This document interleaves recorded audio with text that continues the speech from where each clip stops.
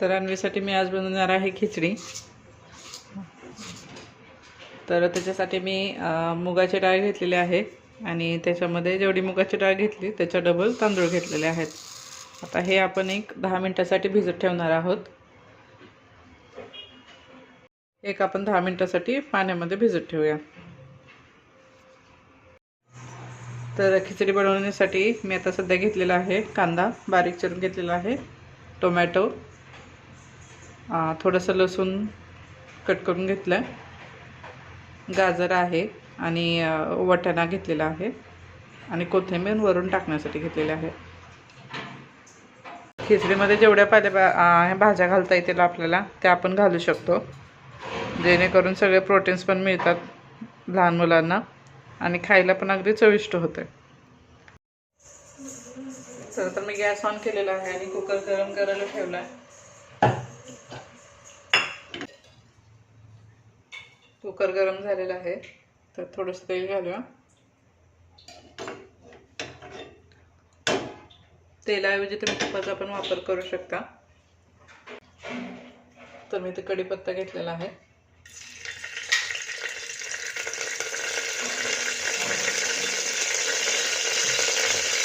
कांदा,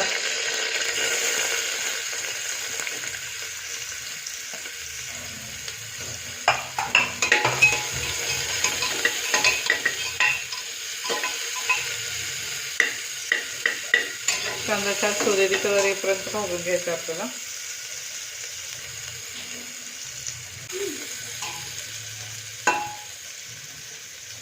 लगेच लसूण जो आपण बारीक केलेला आहे तो पण यामध्ये टाकूया।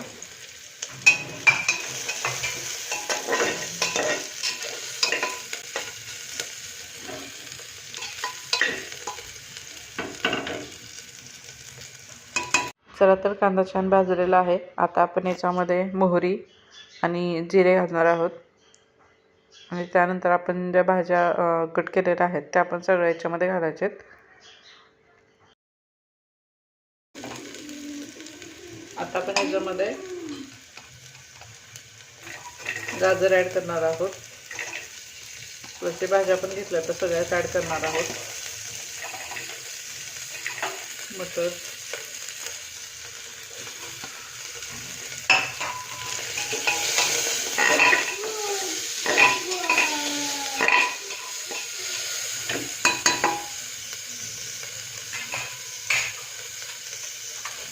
सगळं मिक्स करून त्याच्यामध्ये आपल्याला हळद घालायची आहे।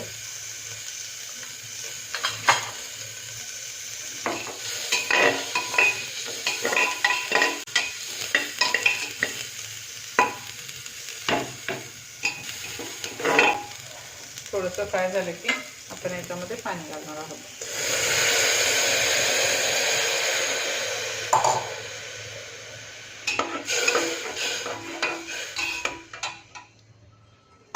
पाणी आपल्या अंदाजानेच घालायचं आहे, कारण खिचडी थोडीशी पातळच असते।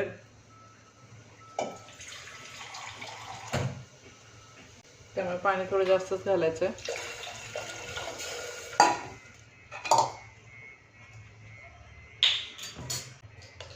चवीपुरतं मीठ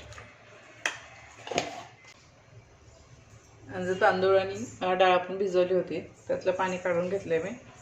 आता हे पण ॲड करायचं आहे।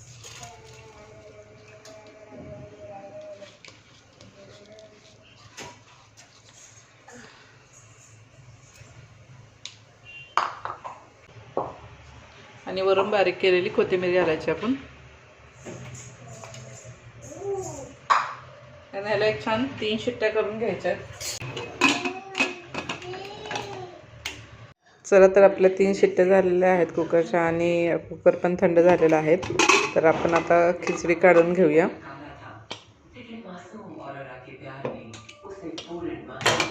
चला तर पाहू शकता आपली खिचडी तयार आहे। कलर पण छान आलेला आहे, खाण्यासाठी एकदम पौष्टिक आहे लहान मुलांसाठी आणि विविध प्रकारच्या भाज्या पण याच्यामध्ये ॲड केल्यामुळे चव पण खूप छान लागते याची।